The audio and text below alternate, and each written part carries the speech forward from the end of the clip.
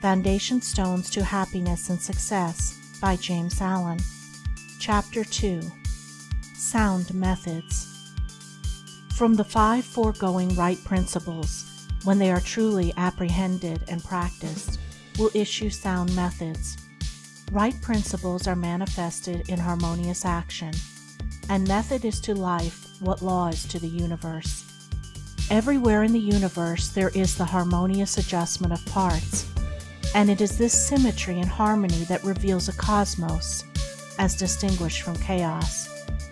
So in human life, the difference between a true life and a false life, between one purposeful and effective and one purposeless and weak, is one of method. The false life is an incoherent jumble of thoughts, passions, and actions. The true life is an orderly adjustment of all its parts. It is all the difference between a mass of lumber and a smoothly working, efficient machine. A piece of machinery in perfect working order is not only useful, but an admirable and attractive thing. But when its parts are all out of gear and refuse to be readjusted, its usefulness and attractiveness are gone, and it is thrown on the scrap heap. Likewise, a life perfectly adjusted in all its parts, so as to achieve the highest point of efficiency, is not only a powerful life, but an excellent and beautiful thing, whereas a life confused, inconsistent, discordant, is a deplorable exhibition of wasted energy. If a life is to be truly lived, method must enter into and regulate every detail of it, as it enters and regulates every detail of the wondrous universe of which we form a part. One of the most distinguishing differences between a wise man and a foolish man is that the wise man pays careful attention to the smallest things, while the foolish man slurs over them or neglects them altogether. Wisdom consists in maintaining things on their right relations, in keeping all things, the smallest as well as the greatest, in their proper places and times. To violate order is to produce confusion and discord, and unhappiness is but another name for discord. The good businessman knows that system is 3 parts of success, and that disorder means failure. The wise man knows that disciplined, methodical living is 3 parts of happiness, and that looseness means misery. What is a fool but one who thinks carelessly, acts rashly, and lives loosely? What is a wise man but one who thinks carefully, acts calmly, and lives consistently? The true method does not end with the orderly arrangement of the material things and external relations of life. This is but its beginning. It enters into the adjustment of the mind, the discipline of the passions, the elimination and choice of words and speech, the logical arrangement of the thoughts, and the selection of right actions.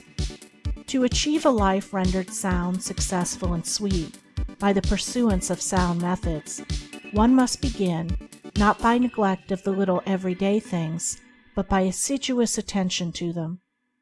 Thus the hour of rising is important, and it's regularly significant, as are also the timing of retiring to rest, and the number of hours given to sleep.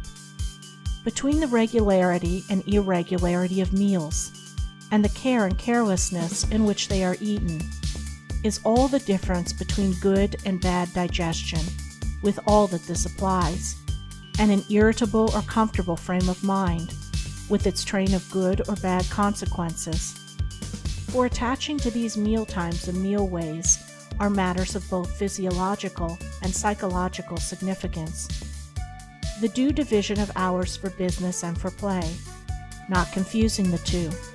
The orderly fitting in of all the details of one's business, times for solitude, for silent thought and for effective action, for eating and for abstinence.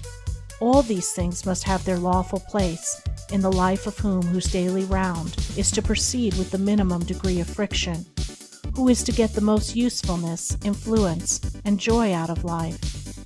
But all this is but the beginning of that comprehensive method which embraces the whole life and being.